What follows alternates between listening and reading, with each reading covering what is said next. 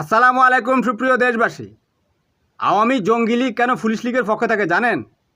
কারণ তাদের দুর্দর্শ জঙ্গি লোকগুলা এই পুলিশ লীগে গিয়ে ঠাঁই নেয়।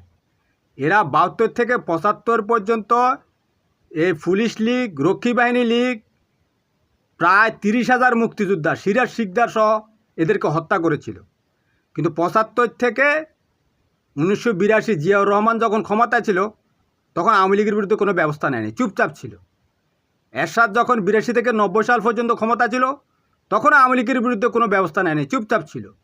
৯১ থেকে ৯৬ সাল পর্যন্ত যখন বিএনপি খালেদা জিয়া ক্ষমতা ছিল তখনও আওয়ামী লীগের বিরুদ্ধে কোনো ব্যবস্থা নেয়নি, চুপচাপ ছিল।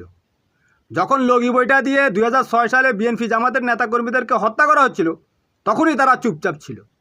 যখন শেখ হাসিনা ক্ষমতা এসেছে তখনই জঙ্গি এবং রাজাকার ট্যাগ দিয়ে এদেশের মানুষকে পুলিশ লীগ